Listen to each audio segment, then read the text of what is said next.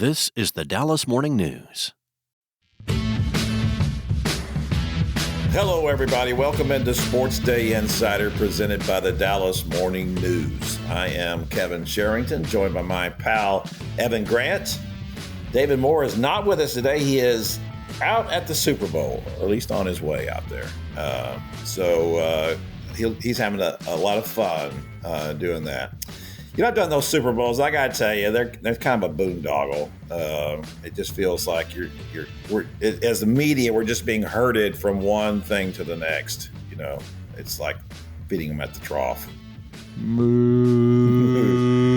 That's it. Yeah, that's us. But you know what? There's snacks at the end. There's always snacks and good food. So we're just happy to move along. Move along, people. The shrimp cocktail is down here.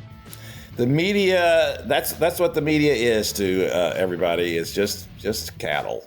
Just move them along. Look, the Super Bowl it's more culture than it is a sporting event at this point in time. When we had the Super Bowl here and we had Radio Row downtown, and I got to kind of do the post-game interviews after the ticket had their hosts on the air, had their guests on the air, and we aired that kind of on our YouTube channel. That was fun for me, but the idea of trying to cover the football game, I think, is just exceptionally difficult. It's you have no access really to the players. Anytime that you have an opportunity to interview players, somebody's more likely to ask, who do you like more, Dochi or Kendrick Lamar? You just don't get anything where you can actually cover the football game. So it's, in a lot of ways, it's defeating for the media, I think. Yeah, I can remember being at the Superdome in the 80s and covering the Super Bowl. The 49ers were in it. And after the game, going down straight to the locker room after the game and going up and talking to Joe Montana in his locker with four other guys. That's because you're a fossil, Kevin. No, that was the 80s. That wasn't that long ago. Hey, speaking of which, do you know that last week Rangers VP or former VP John Blake did a caravan event where they went to this museum where they're preserving, or they found these fossils, these dinosaur bones? Did you see this? No. They did a Rangers caravan event at this museum. I might have been down in Waco where they were looking at dinosaur bones, and I saw John on Friday. And I said, well, look at that. They brought a fossil to go show off the fossils. I don't know if he really appreciated that. That's a big setup for such a low delivery. That's the thing about dad jokes, Kevin, is that I'm gonna if you can turn it hit fast, you over the head with it. If you can turn it over fast, it's one thing, but that was way too far to go. All right, let's get going here. Let's talk about what everybody wants to talk about. Yeah, let's talk about sports. Holy cow. It is a SportsDay Insider podcast. Anything happen in sports this week, Kevin? Yeah, I tell you. When I was just got in bed. It was like 11:30, and my phone's dinging like crazy. And I go over there and look at it, and a little bit of a fog, and it says that the Mavericks have acquired Anthony Davis. And I thought, my gosh, how in the world did they get Anthony Davis? Who knew that was coming? Then I looked up at the top of the header and it said Luka Doncic. I thought, who are the sources that you're following if the headline was Mavericks acquire Anthony Davis? No, I just read the bottom part of it first. Oh, okay. And so then I saw that at the top, the message about Luka. Just an unbelievable development. It's one of those things that, people remember for the rest of their lives, right? Especially if you're a Dallas Mavericks fan and you just lost a generational player at 25, and he's no longer in the market. A guy that was drafted by the Mavericks, developed by the Mavericks, and was a star immediately, a 5-time first-team All-NBA player at 25. One of only 3 players ever to achieve that before the age of 26, Tim Duncan and Kevin Durant being the others. When you have people like Kevin Durant saying that this trade was insane, saying that publicly, a guy who knows Anthony Davis, knows how good a player Anthony Davis is, and is going to run into him all the time, would still say more than once, this was insane, this trade.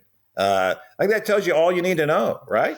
Yeah, I mean, I am still looking for the perspective or the column that basically says, okay, here's why the trade makes sense from the Mavericks perspective. I've yet to see that. I know there are elements of this that make some sense. Taking in a vacuum, and adding Anthony Davis in the defensive component, should make them a better team. But they've traded one of the 50 best players in NBA history, a guy who's 25.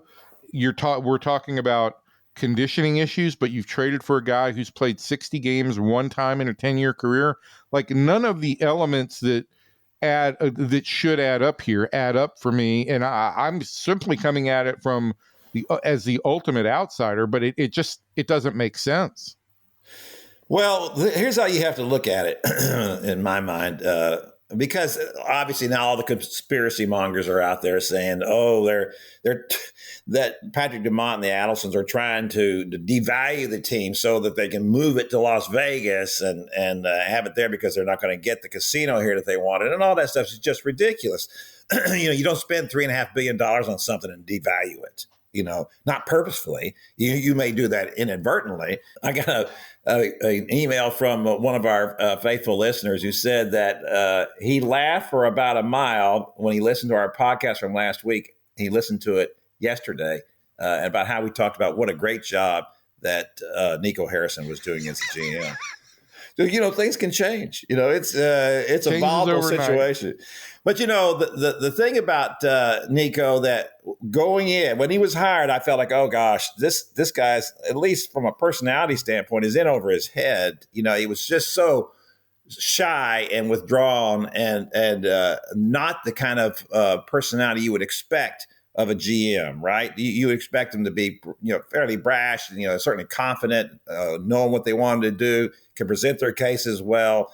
That was not the case with Nico at all. So then, he goes out and there was a couple of bad trades initially, but then he had two really good seasons in a row, starting with the Kyrie Irving one in that trade and how that worked out.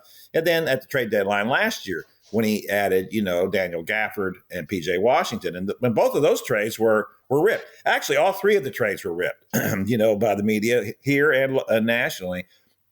And they all worked out exceedingly well, right? That they wouldn't have gotten to the NBA Finals last year without them.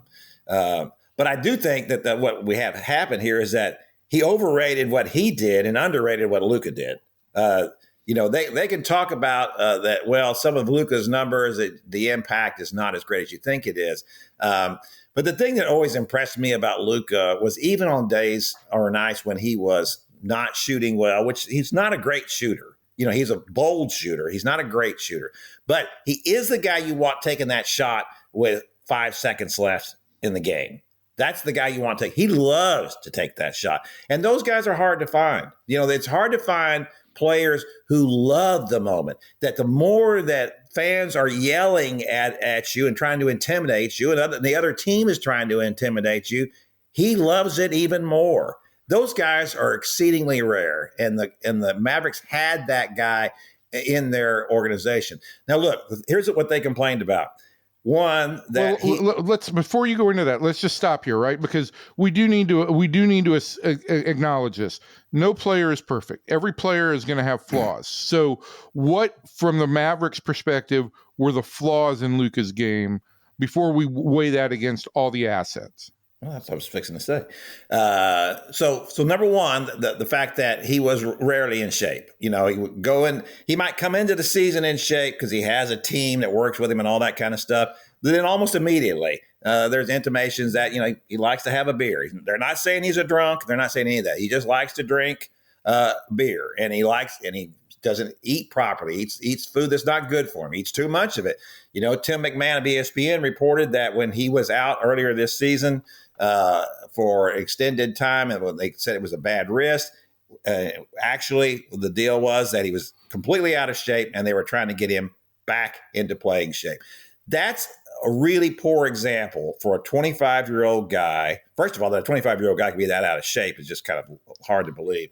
But that's a bad example. When you're the best player on the team, you need to be, and you're the highest paid player on the team, You need if to you're be the role 25 model years leader. old and you literally cannot play the game because you're not in shape, that is a clearly and significantly troubling element. There's no doubt about that. No question about that. And I'm with them 100% on that. And they were tired of it, right? They were tired of dealing with it year after year. You keep banging on this guy. Remember when Reggie Miller said on a national broadcast that Luka's out of shape? He was told that by the Mavericks Brain Trust. They said, listen, we would love it if you would say something about this on the air, right? They want that message out there. They were trying to embarrass Luka into getting in better shape.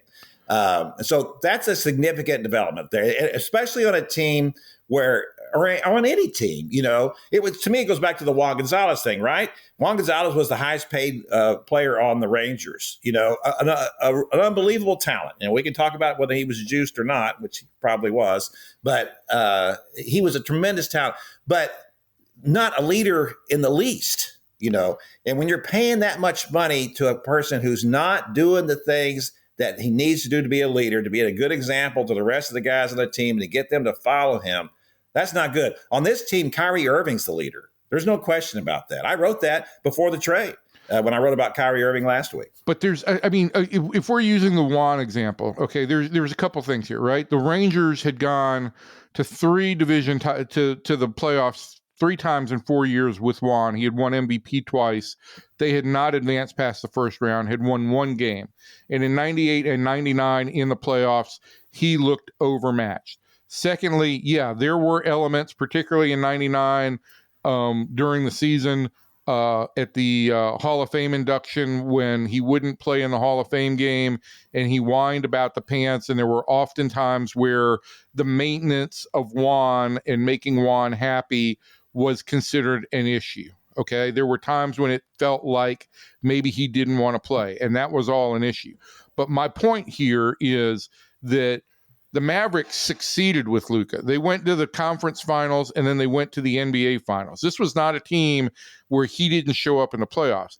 Secondly, emotionally on the floor, he definitely, there were times when he was a distraction because of the whining, but there were times when he was an emotional leader with his shows of whether it was smack talk or just straight out emotion, where he fired that team up. And third, the thing that I'm still struggling with is we talk about how out of shape he was, and every time I watch Luka on the floor, he pretty much didn't look terribly athletic, but he performed. And I'm still troubled with this. I mean, if he couldn't play and the Mavericks made up an injury that he couldn't play, that's a significant issue. If he was just fat, but he played well when he was fat, if he was Bartolo Colon, it's indefensible because he went out there and he performed. He performed, but not at the level they wanted him to. Look, here was the thing of the two-way part of this is that, when Luka was, when we don't talk about the barking at officials all the time, that bothered them, that he was constantly being distracted by the officials. And as Kid had said on several occasions, when you're turning and barking at the officials, now it's 5-on-4. Right. And that was an issue for them. It was an issue that Luka was a very crafty defender. He was a defender much like Jason Kidd was. Jason Kidd was not so great one-on-one. He was a great team defender. He saw the passing lanes from a defensive standpoint and stole a lot of passes and disrupted things. And Luka was very good at that. It's just that when you're out of shape and you put so much energy into your offense, then it's got to come from someplace else. And so it was coming from his defense. He wasn't always playing well. In the finals against Boston, the Celtics constantly went at Luka. I mean, whoever Luka was guarding, that's who they got the ball to. And then we saw what happened in the finals. It was just a joke. And at that point in the season, you played a lot of games, and you're exhausted at the end, right? And if you're not truly in shape and at the epitome of what you should be, then that becomes an issue. And to me, this is all, I don't have any problem with this argument. As I said before, it just doesn't rise to the level of trading him. All right, let's move to the second thing, and I just alluded to, was the defense. When people make the argument about who are the greatest players of all time, invariably they were always two-way players. They were people who played offense and defense.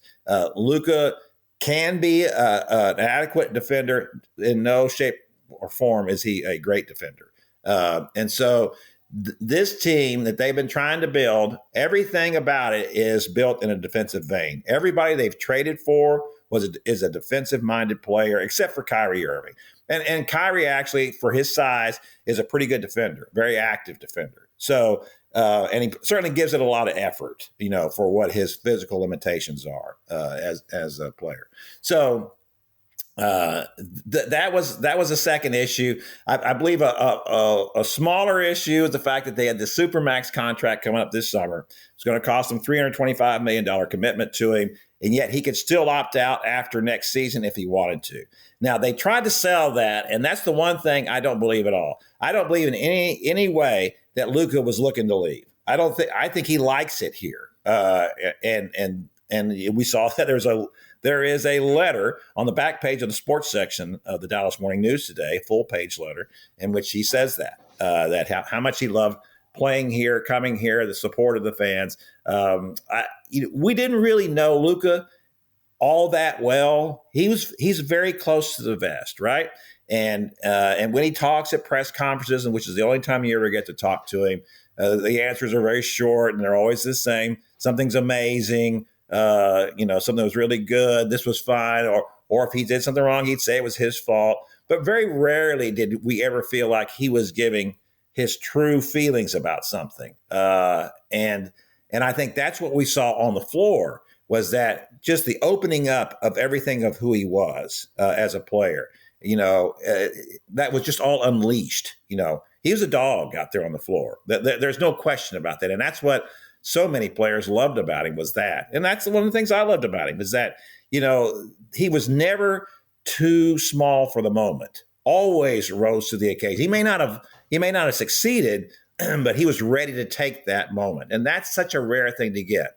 And so we can talk now about, so let's talk about, so those were the things that they felt like were issues with Luka. I do not think in any way, shape, or form, as I said before, that this was a matter of that they didn't want to pay him, or that they're trying to undermine the team so they can move it. None of that stuff's all ridiculous. Nico Harrison had success at the last two trade deadlines. That emboldened him both of those times, and he thought, we're getting Anthony Davis, a great two-way player. And there's no question about Anthony Davis's abilities, both as an offensive and defensive player. His availability has been something. Only once in the last 6 years has he played more than 62 games, and that was last year. He played 75 games last year. So, and he's going to be 32 next month. So, how many more years do you expect him to be really good? Well, Nico said we got, for me, the long-term future is 3 or 4 years from now. I don't think past that, which I like that thinking by a GM. That's the way he should be thinking, is not down the line too far to try to win. There are people out there who will tell you that they will be better set up now because they are a more conventional team now. The one thing about the makeup of this roster, it was a very unusual roster makeup, right? You had two centers who are basically around the rim centers in Derek Lively, and then Daniel Gafford. Neither one of those guys is going to wander out anywhere and shoot a three. It was a big joke when Lively did that in the playoffs last year. So to have that kind of makeup, and then you had the two-headed point guard. Well, that's all the firepower was in the backcourt. There was none in the front court, none, except for you can talk about rolling to the basket, and they're getting lots of dunks that way, and all that stuff worked really well. And they worked. Kevin, wait, I want to stop well. you for 1 second before you go too deep into this. I'm stuck on two things, right? And I just think it needs to be said that from my perspective, and again, considering this just from the baseball perspective or covering a baseball organization, there are two principles in this, in the summing up of what Luka didn't do well that stuck out with me. One is, I think the worst thing that baseball evaluators and evaluators in any sport can fall into is thinking about overweighing what guys don't do. Okay. we take into account all the things they don't do, and then take into account the things that you just mentioned about what Luka did do, particularly at the end of the game. And it's clear in my mind that the assets far outweigh the liabilities. The second thing is, you mentioned that, and I know where you're going with this, but you mentioned, that Nico had a good trade record on the last couple of deadlines, and he's made some good player moves. I certainly hope it's not a case in which Nico thought too highly of his moves, because I think the ultimate case of hubris that a GM or a coach can ever make is to think that they're the reason a team wins or loses. You win or lose because of talent. And I hope the GM here did not over-evaluate his value to this organization.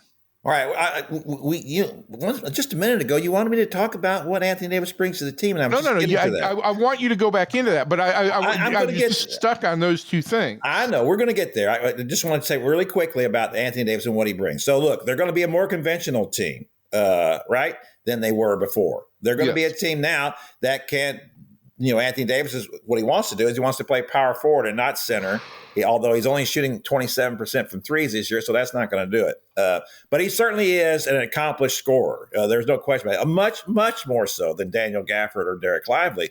So if he's wanted to play next to a great center, so he doesn't have to do those things, and he's a great defensive player as well. So now their front court is as good as as Cleveland's. Cleveland has probably the best front court in the league, a big wall up there. Well, now the Mavericks have that, so they'll have this big wall up front. So there will be things about them that are very good, and they have played well at times without Luka, just not in the long term.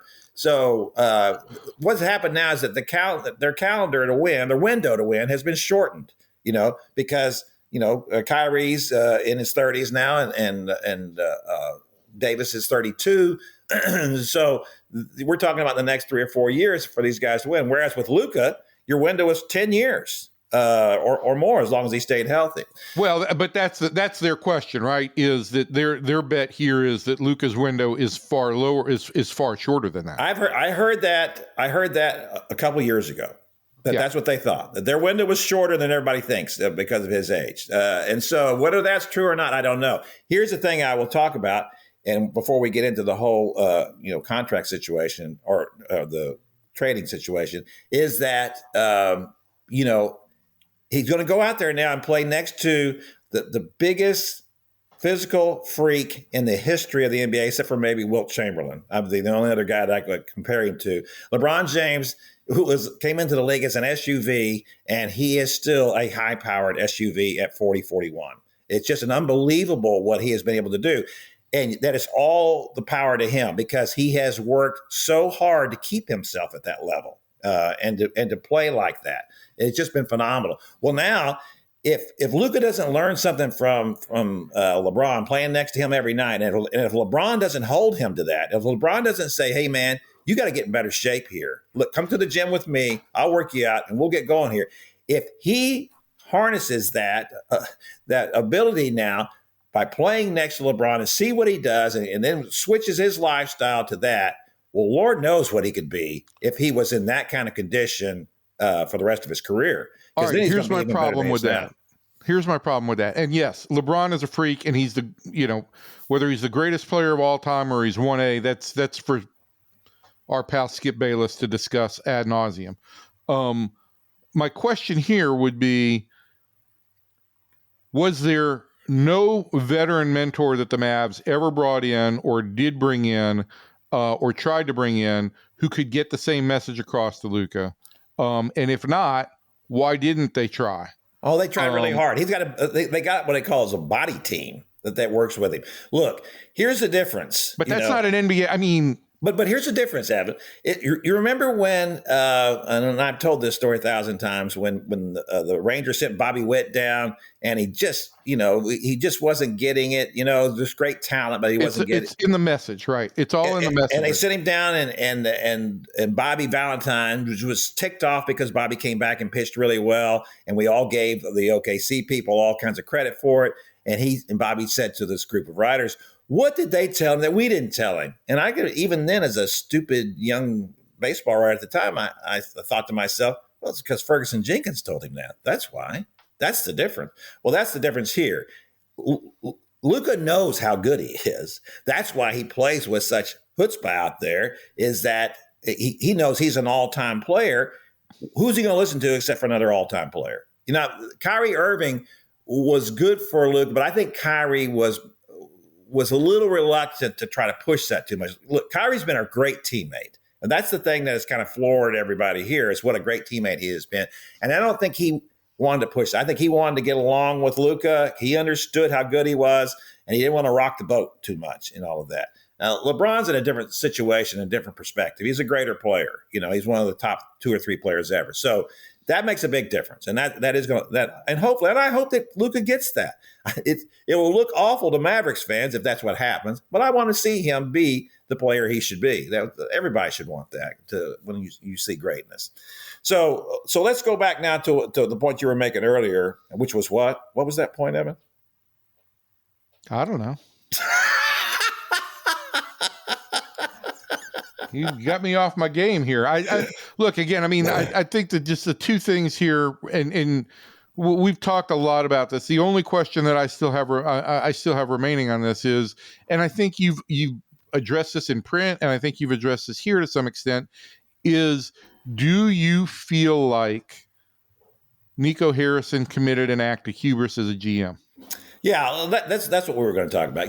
Yes, there's no question about it. But he did not do this without Jason Kidd's knowledge. The whole thing about him saying, oh, Jason didn't know about it. He may not have known about the particulars and how it was going down and all of that. But Nico does nothing without Jason knowing about it. You know, they're very tight. They talk a lot. I know that Jason has complained about these kind of things to him. The two of them watching this together, you know, they knew what was happening. The problem in all of this was that the position that Nico put himself in, and this goes back to my initial feelings about Nico, is that he did this deal with the Lakers and Rob Pelinka in particular because he knew Rob Pelinka. He had association with him when he worked for Nike, a long-standing relationship between them. He knew that Rob would not leak this story or leak this trade proposal as they were talking about it. And that was important to him. And because of that, that's why he made the deal with the Lakers. Well, the return was not good enough. If you're determined to trade one of the greatest players ever, you're going to get more than a really good two-way player, a rotational player, and 1 first-round draft pick.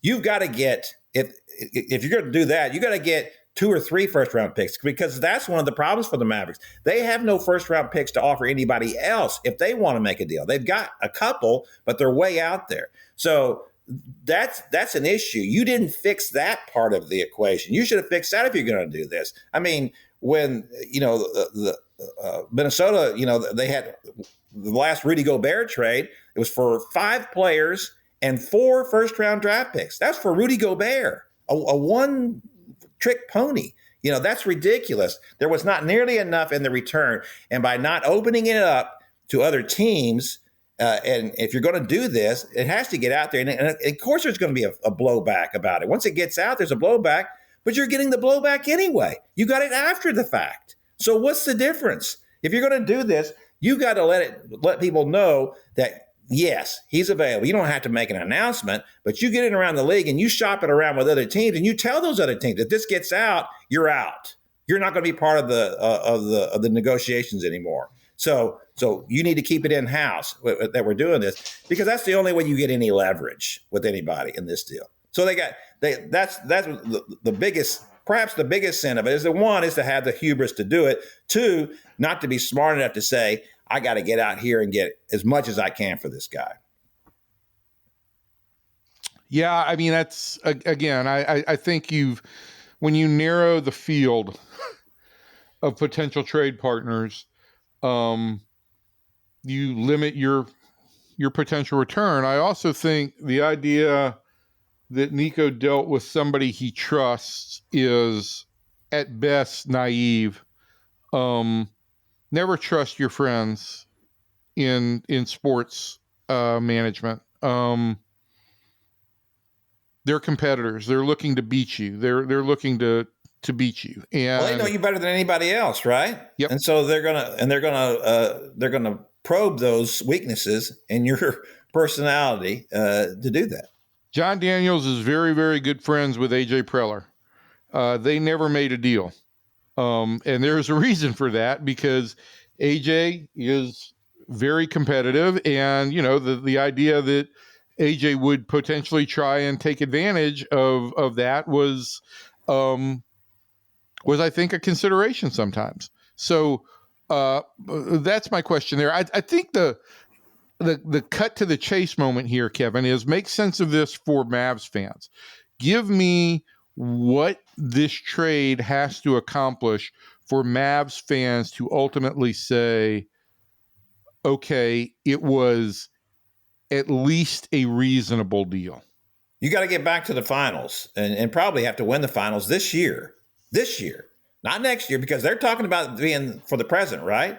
So if you're talking about being for the present, that means that you're going to have to, in the next 3 or 4 years, you got to make it to the finals at least a couple of times, and you got to win at least once. This team is currently, what, 8th or 9th in the Western Conference? Yeah, the 9th, I think. So, yeah, and it's not – they can certainly play better than that. They're a better team than that. They're a better team with Luka, clearly. They were one of the 4 best teams in the West, and they're probably still in the top 5 now. But the problem is they've made the Lakers better. Yep. That's the other issue in all of this, is that you traded – it's like, not quite the same thing, but it'd be like trading somebody to the Astros, trading Corey Seager to the Astros. That's kind of what this would be like.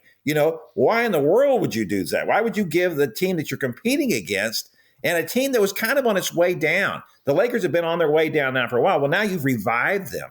You've revived that organization for the next 10 years. The Lakers always seem to do that, and that's why everybody always thinks that there's some kind of, conspiracy here. It's because all the great players they've ever had, the best players they've ever had, except for Magic, I guess, they traded for all of them. And they were always one-sided deals. And so, yeah, that might make you think that there was something going on there, but not really. I want to say also, before we get out of this Mavericks segment of the podcast, is that basketball people, they're not romantic about anything. I can remember when the Mavericks traded Jason Kidd, and I was talking to Butch Beard, one of the Mavericks assistants at the time, and that was a very arrogant bunch. And he just said, the guy can't shoot. And yes, that was true. That was a legitimate complaint. Kidd was not a great shooter. He made himself into a great 3-point shooter, but he was not a great shooter. But it was everything else that he did, because his skill level otherwise was so off the charts that's what made him a Hall of Fame point guard. And then, of course, developing his 3-point shot. But Butch Beard just didn't look at it that way. That was what happened back when, as I wrote the other day, when the Houston Rockets traded Elvin Hayes to the Bullets for Jack Marin. Elvin Hayes is one of the 3 or 4 best power forwards in the history of the game. Jack Marin made the All-Star team a couple of times. But the quote from Ray Patterson was, Tex Winter has a team concept here, and this guy fits that better. Because Elvin was a nut, and he complained about stuff all the time and didn't get along with his teammates, and so he goes to the Bullets, and they put up with him because he's a great talent, and they make it work because Wes Unseld made it work. But this is how crazy that was back then when that trade was made and it was announced. And of course, everybody knew about Elvin's history and his difficulties. And when Gene Shue, the Bullets coach, was asked, was this a strict 1-for-1 deal? Shue said, no, we got Elvin's psychiatrist too. So, that was at a press conference. I would have loved to have been working in press conferences back then when people would say stuff like that. So anyway, that's going to do it for the Mavericks segment of our podcast. This is going to be an ongoing thing, right? We're going to be talking about this trade and the ramifications of it for a long time. That's the one thing about being a sports writer in this market. You've always got some crazy team executive willing to do something like this and give us stuff to write about. Evan, we talked about the Super Bowl earlier, and now the Chiefs are back. I did not bet on the Chiefs. I thought that the Bills would certainly beat them, and they're just remarkable. They rise to the occasion better than any organization I can think of. Even when the Patriots were winning and dominating the NFL, it's because they have this great quarterback, this great system, a great head coach. It's all great, and they did really well.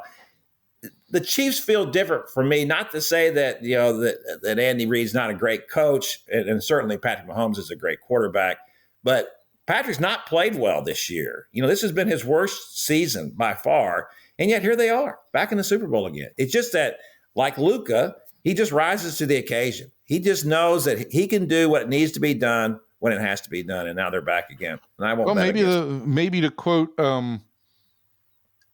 Tex Winters, who was the GM of the? No, he was the head coach. Tex Winter, not Winters. Winter. He was a great coach. Was Abe Lemons, but not Abe Lemon, and Tex Winter. Well, are you comparing people's names now? No, I can't even remember. This is Kevin. This is ancient history again. This is like Paleolithic. Wow. But to that point, right? Maybe the Chiefs just have a great team concept. I do think Andy Reid doesn't. It's hard to say this, but I don't think Andy Reid gets enough credit for what he's done as a head coach. I think he's an outstanding head coach. I think he's one of the all-time greats, and I'm sure that he's been moved into that window. But I think we've all kind of looked at it like, well, there's Belichick, there's Lombardi, and then there's Landry, and there's everybody else, or Chuck Noll, and then there's everybody else. I think Andy Reid belongs in that top five, and I mean he's got a team in position, and I know I just talked about a coach or a manager or a GM thinking that they're too important. I don't think Andy has ever thought he's too important, but I do think that, listen, they're on the verge of doing something unprecedented. And I think that the coach does deserve some credit for that, particularly because he sets the environment. Yeah, I would put Andy would be in my top 10, not my top 5, probably. I have renewed respect for Joe Gibbs for winning all 3 of his. Gibb or Gibbs? Is he plural or singular? I love the fact that this is what this has devolved to, is we're deciding whether guys are plural or singular, because he did it with different quarterbacks.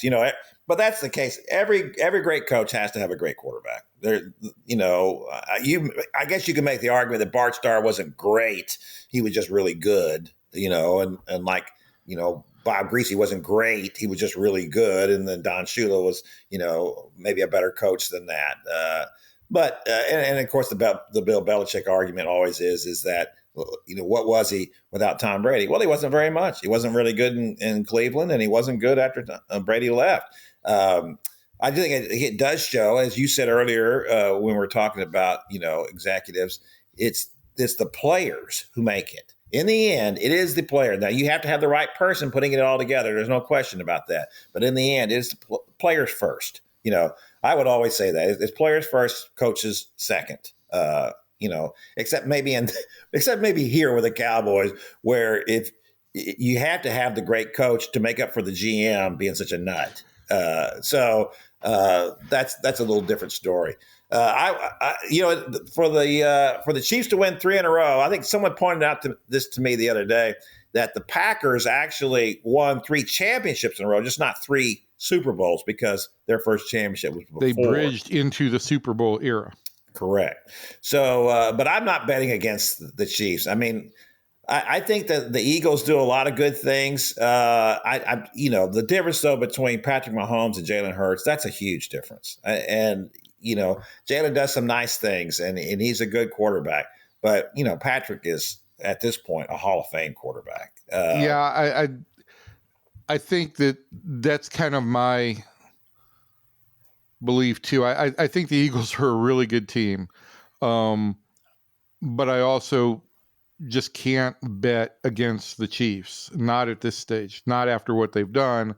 And I think the other thing for me here is, from the start of this season, it was very clear that the AFC was a superior conference to the NFC, top to bottom. And I think that, you're going to take one of these 2 teams. I'm going to take the AFC team. They've played the tougher opponents. They've beaten the tougher opponents, and they're the better conference this year. Well, that's where all the quarterbacks are too. I mean, if you look at, the NFC quarterbacks just way behind what they are in the AFC. The Bills were the hottest team in the league. They were the story of the 24 season. When it came down to it, the Chiefs just shut them down. They're just remarkable how they're able to do that. And I don't think you can, you can't overemphasize how much it's meant to have the experience they have. The fact that they've been there, and won, and they know what to do, and that those other teams, how much doubt do you think has to have crept into the Bills' mind now at this point? They have to think we're the Marv Levy teams all over again. We get here and we just can't get over the hump. That is one huge chip on those guys' shoulders. I feel bad for those Bills. Yeah, but listen, I've always looked at those Bills teams and before that, that generation of Vikings teams. And I know it's frustrating to not have won a Super Bowl, but in my mind, I try and look, they've played a dynastic type of team. They've run into a dynastic team over and over again in this Chiefs team. And it's not about the Bills' inadequacy in any way for me. It is about just what a great job the Chiefs have done and what a truly historic organization they have become. Yeah, they have that. It's really remarkable, isn't it? This is the team that left Dallas, of course, the Dallas Texans, and the Chiefs have, there have been times in the 60s they were great. I can remember for whatever reason, I became a huge Chiefs fan in the 60s in Houston. And I was fascinated by the fact that they had been so good and then they weren't, right? That there was a long time when the Chiefs were no good. And I remember going back and looking at their drafts, and that was all you needed to see. And that goes back to the point I was making before. They just weren't drafting good players anymore. And you can pretty much look at any team in the NFL, especially because of the parity in the league. And because of the salary cap and what that has wrought. If you're not drafting well, if you're not consistently not only taking, let's say, from a 7-round draft, if 3 or 4 of those guys are not making your rosters, and if 2 or 3 of them are not Pro Bowl players, you're not going to be winning anything. You have to consistently be doing that, and especially in the salary cap era, because you can't pay those players anymore, right? That's what the Cowboys are running into now. They hit it, unbelievably well on Micah Parsons, and they did really well on CeeDee Lamb. But now they're going to have to pay those guys, and so now 3 guys, those 2 guys, and Dak Prescott are going to. I think the last thing I saw was they're going to be like 40% of the Cowboys cap, in 3 players. And so that's why you have to draft well. The Cowboys are going to have to really draft well this spring. They're going to have to hit, I was reading Calvin Watkins' draft analysis today, and Calvin seems to gravitate toward the thought that their main need is a defensive tackle in the first round. And I don't know that I disagree with him. I've said before about drafting Ashton Jeanty, and I could certainly see the temptation to do that because he's a home run hitter, and you get him, and that goes a long way toward fixing your offensive game, your running game. And clearly they want to run the ball more than they did under Mike McCarthy. I think as they point out, everybody says that, nobody does it. But I do think that is what they want to do now because they saw the value of it in the NFL this year.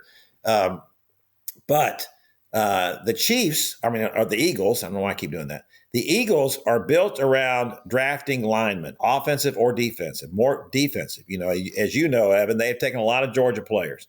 And that is so important to do that, to get that quality up front. And the Cowboys just, for all the things they've done right since Will McClay has been in charge of the draft since 2014, they've drafted offensive linemen really well. They've gotten a couple of linebackers who were pretty good, maybe better than good, like in Micah Parsons. They have drafted cornerbacks well. They've done a lot of good things. They have not drafted good defensive tackles. Mozzie Smith was a disaster. Taco Charlton was a disaster, although I guess he was a defensive end, but a defensive lineman. Osa Odigizua, who is a free agent now, is probably the best defensive lineman they've drafted. I don't even remember what round they got him in. But this team has to pay more attention to that. Forever we have talked about the fact that the Cowboys can't stop the run, and now if they want, It depends on who's available. So Mason Graham, big defensive tackle from Michigan, everybody's consensus, the best defensive lineman in the draft. He'll be gone before they pick at 12. And I don't want to oversimplify Howie Roseman's strategy, but listen, you could, if you wanted to, you could oversimplify this, right? That you could say, boy, it sure does look like the Eagles have said, well, let's take a bunch of the best players from the best defense in college football in Georgia and take a bunch of other players who are skill position players from the previous dynasty, the University of Alabama. And that might oversimplify it a little, but it also does explain a lot. You know, it's not a bad idea to get the best players from the best programs year after year. No, I don't think there's any question about that either. I agree with you 100%. I don't understand, although if you watch football games and they do that thing where they introduce the players and they all say where they came from, and some of them like to say silly things like where they went to high school. I'm always blown away by the number of players who come from these tiny programs. And I'm not saying that you can't find a good player from those programs, but you're taking a real chance with them because people look really good against lighter competition, right? I want a player who's already played against this kind of competition. That's NFL caliber talent. Then I can make a better judgment about him. That's what we get in the CFP, right? When we watch that, you watch these games. And look what Indiana did this year. They were terrific. Well, they played a light schedule, and then what happened when they got in the playoffs? Boom, they're out. And in the end, the most talented team in college football won. They had the most talent. They're playing in the biggest league. They won. That's what you need to be judging yourself against. I agree. I mean, listen, I've long felt that the industry of the NFL draft has overanalyzed itself to death, particularly on the first round picks. And I don't think it's that hard because the level of play that you're drafting at the NFL level is higher than in any other league, right? I mean, the closer that guys are to contributing in the NFL than they are to any other league. And yet there seems to be far more minutia put into the formula of how these players are evaluated and drafted. And I think that sometimes it takes hey, let's think a little bit less and let's let the play dictate for us.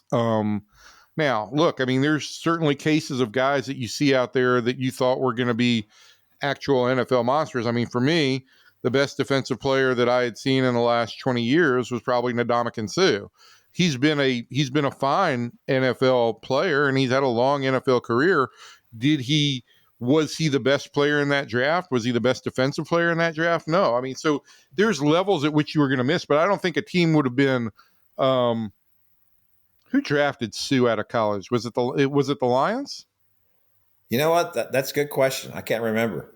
But he's moved around. He's not. He was certainly not a bust wherever he was taken in that draft. And my point is, look, there are some guys that you're going to hit home runs on, right? Nobody would have. Patrick Mahomes was an absolute home run, and that's great. But you need to make sure you're not paralyzing yourself by overanalysis in this draft.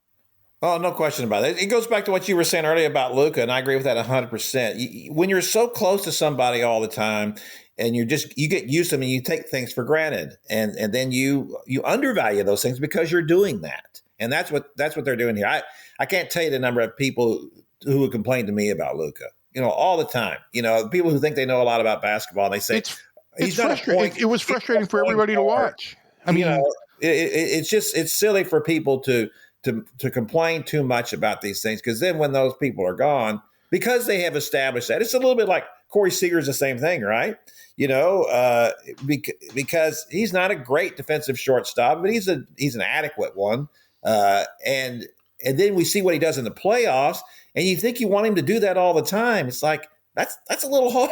Yeah. That's a little hard to carry that kind of level. That's not just Hall of Fame level. The way he played in that season, that was upper tier Hall of Fame. I just go back to a conversation I had with Ron Washington, his first year managing, and I had gotten to know Wash a little bit in 2006 when he was with the A's, and then came to the Rangers and spent that first winter and spring talking about, what a player can do and believing in players.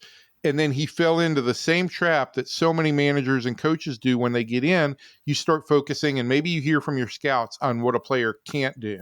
And I had a conversation with him at one point in time, and I was like, this doesn't sound like the Ron Washington that I saw, right?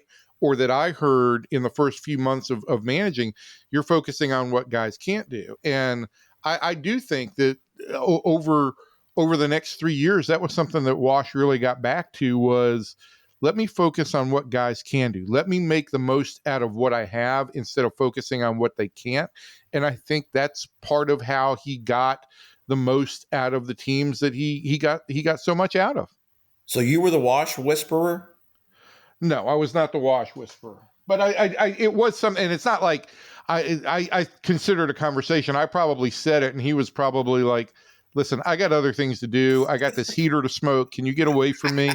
But I do think that it was an observation on my part that was somewhat salient. And I do think that whether it was John Daniels or other people in the front office, I do think they made the same point to him that, don't focus on what these guys can't do. The reason we hired you is because you can get the most out of what they can do. And I do think he got back to that. Yeah, except now he's with the Angels, and that's hard to focus on the good there. Yep. That's not good. Not good. All right, that's going to do it for the I don't know what we're going to call that segment. It's not really the Super Bowl segment. It was a little bit of everything. It was you know what it was, Kevin? The old potpourri? It was the weave. It was the weave. We did a weave. Don't go there. Don't go there. All right. So now we're going to wrap this up by talking about the Rangers. You're going to spring training next week. Is that right? I'm leaving a week from today. Yeah, I'm going to Arizona February 11th for some spring training. Wow. Yeah, That'll be here. fun. It's here. It's hard to believe, isn't it? It's here, and another winter has come and gone, and I've said, how the hell did I waste it? Every year, like around August, I'm like, all right, I'm going to remake my life when October comes around. Everything's going to be great, going to be a life-changing event, and then it gets to spring training, and I'm like, yeah, I need some more Oreos. Yeah. Well, Evan, I tell you what, it's going to be interesting to see what the Rangers do this year. I'm intrigued by a lot of things. One of them is this Bruce Bochy's last year as the manager of the Rangers, which I think is a legitimate question here with the you've got a manager in waiting, right there on staff, not on staff, but in the organization. So there's that, and how much he really wants to do it.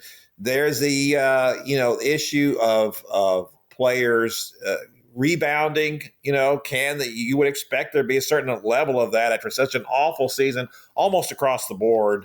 We can almost go around the entire diamond, and everybody was played below the level they should have, and so you would expect some of that to happen. And then obviously they're going in without a proven closer this year. I don't expect that will end up being the case as we go deep into the season. But here's the thing I want to ask you about, because this is, to me, the one thing that no one's really taken seriously, and I don't know that you really should. There should always be a grain of salt with this. But what if Jacob deGrom actually does come back and pitch like Jacob deGrom can for an entire season? Yeah, I mean, I look, I think that's in the back of everybody's mind. I just don't think that the Rangers or anybody wants to go in saying we're going to expect him to throw 160 plus innings and make 25 starts. I do think that there's going to be a slow ramp up for Jacob deGrom, and I think that you may see in April, you may see some pretty short starts for him as the Rangers continue to build him up. But listen, for me, here's a guy who came back last September throwing 97 to 100. He came out and everything was sharp. He is a freak. But I guess what I'm saying is he's a freak. And if he's healthy, I don't put anything past him.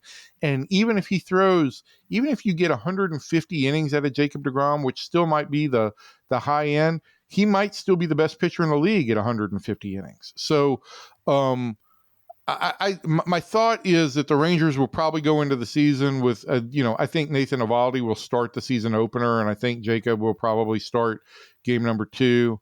But I do feel like the rebound for what Jacob deGrom can be versus the rebound for what other guys can be is just higher. This is a multi-time Cy Young Award winner. So if he does rebound to where he was previously or close to it, the Rangers have one of the 3 best pitchers in baseball.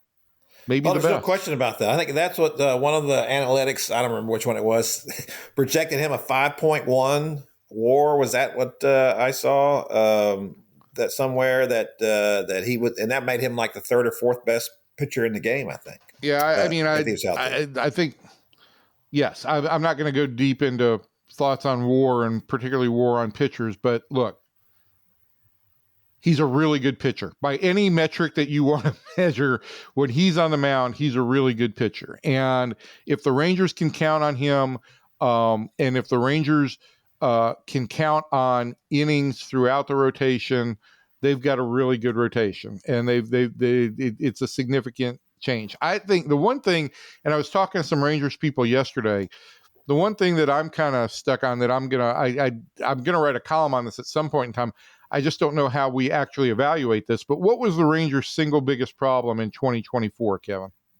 Well, the single biggest? Single biggest. Couldn't if you hit. were picking out one thing that the Rangers did really poorly last year, what would it be? Hit fastballs. I hit fastballs in particular, yeah, but hit. Yeah. And they're going to spend 6 weeks in Arizona, right? With questions about how do you hit fastballs better. And the bottom line is when they get out of Arizona, I don't think they're going to have any idea if they've made any adjustments on fastballs because guys aren't throwing as hard, right? They aren't throwing as much. Their pitch sequencing is going to be much more rudimentary than it would be in the regular season. And so I think that they're going into spring with their single biggest on-field project going to be one that you really can't get a good answer to in spring training. So that's something that I'm going to be interested to see how that plays out. But that's certainly a big area for them. And I do think in terms of personnel, it's something that they made a really strategic effort to address this offseason with the acquisitions of Jake Berger and Jock Peterson. Yeah, those are going to be difference makers. And I think that, and I certainly appreciate you pointing that out, because if you look at what the national writers have said, I see people saying that, well, really, Jake Berger's not an upgrade over, Nate Lowe at first base, and because of his OPS and this and that, and because of he's not as good a defensive first baseman and all that. And it's like, but just what we talked about all along, Nate at his best could never hit a fastball. He might poke it into left field, and there's nothing wrong with that, except that what you really got to have is you got to have a first baseman who drives the ball. And I think that I see Jake Berger as a huge upgrade over Nate at first base. And listen, I'm not saying I don't want it to come across that this is an upgrade necessarily over Nate Lowe. I think it's an upgrade over what this team didn't do well last year, which was hit fastballs. That was a weakness in Nate's game. It was a weakness across the board. I think that they needed a couple of better fastball hitters, and they certainly need Evan Carter and Josh Young back in the lineup, 2 guys who I think have the ability to hit fastballs. And then maybe that makes it a little bit more realistic to think that Adolis Garcia is going to get more pitches that he can handle instead of A, swinging out of his butt, trying to catch up to fastballs, or B, just being not really having a game plan going up there. And I think that also, maybe it takes a little bit of pressure off Marcus Semien. And so I think that you may see like some degrees of nuance of improvement in other places along the way. And maybe Jake Berger doesn't go to 850 or 900 on the OPS scale, but I do think you're going to see an overall improvement in the offense. And I think that's going to make a big difference. I don't think you couldn't help but have an improvement. I don't know if they're going to go back to what they were in 2023, but I think they are a more balanced offense now. I think the problems to me, looking back on all that, is that they made Jonah Heim play too much, and I think he suffered into that. I like the idea of having him playing more of a 50-50 split here at catcher and the pairs. I think that'll be good for Jonah. I do, I like the team has always been too lefty dominated anyway, and I do like the fact that they have added, a right-handed power hitter. I think that's always a good thing. I think in the lineup, I do think that Wyatt Langford finally at the end of last year lived up to the promise that we all saw in spring training, and everybody thought he was just going to walk right into the season and keep playing that way, and that didn't happen. But he made adjustments.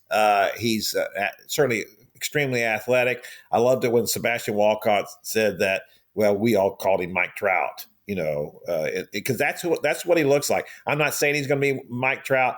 He doesn't have to be. If he was 75% of Mike Trout, that's great. And so we'll see what he can do. I'm just really intrigued by Adolis, because if they can't get Adolis going, at least something approaching what he was in 2023, that's going to be an issue, and they're going to have to find it, because you cannot have that dead spot.